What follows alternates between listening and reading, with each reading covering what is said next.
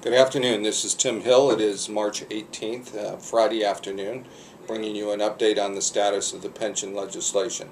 It appears at this point that the bill that they're going to focus on is not House Bill 2726, but Senate Bill 1609 that passed the Senate and is now in the House.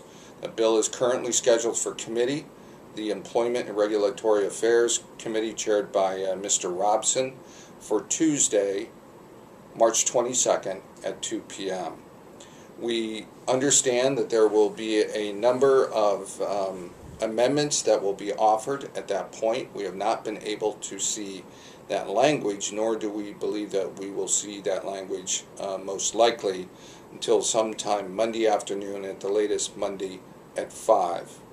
We don't believe at this time that it will fix the problem with the COLA, that the COLA will still stay as it was passed in the Senate.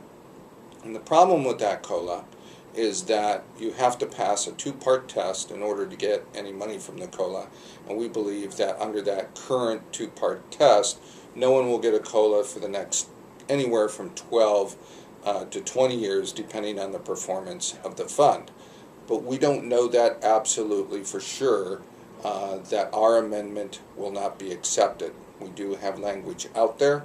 We're trying to find a sponsor for it, which would be what I would call the firefighter COLA that we've talked about previously. We don't believe that there's much opportunity to change the votes in the committee. Most of the opportunity to change the votes will come on the floor. Regardless of that, we'd like to see a decent showing at the committee, not so much for folks to speak, but to be present so that the committee members know that the rank and file members are watching and are aware. So again, that committee will be Tuesday at 2 o'clock, and we'd like to ask each local, I know it's a lot of driving, but we'd like to ask each local to send 3 to 5 people wearing some type of either uniform or, depending on your personnel policies in your department, or a union t-shirt or golf shirt so that you're easily identifiable. And then we would like to select the few members that we want to have talk, because the last thing that we want is a raucous, disrespectful speaker at this point. The time to turn the true heat on will come after committee, when the rank and file legislative members are more apt to listen to the membership. So we're putting together that plan. So we would like to have a few folks from each local contact the office so that we can get your name and we can direct you to the correct place to be. You can email me at thill@l493 if you're a local leader or a retiree to tell me your interest of coming to the committee. So it doesn't look right now like HB 2726 is moving.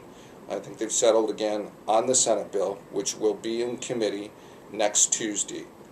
After committee next Tuesday, then we'll reevaluate our options depending on what those amendments look like and whether those amendments pass.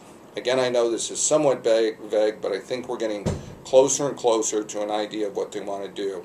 I also believe that they're going to want to continue to increase the employee contribution rate, not on the scale that Mr. Adams wanted to, but something closer to what the Senate wanted to do, which is to raise our total employee contribution rate to a total of 11.76%. That in and of itself is not necessarily a bad thing. The part we have to be careful about, that we're concerned about, is how rapidly they want to increase it. We want to make sure that the increases are phased in slow enough that the recovering economy can catch up to us, the members, so that we can recover somewhat from the pay cuts and the furlough days and other revenue cuts that we've taken in our family budgets to make it bearable and doable, and not to absorb that 4% too quickly. So those are our concerns. We continue to watch, and we will update you again after committee on Tuesday. That may not take place till Wednesday because we don't know how late the committee meeting will go. In the meantime, I thank you and stay safe.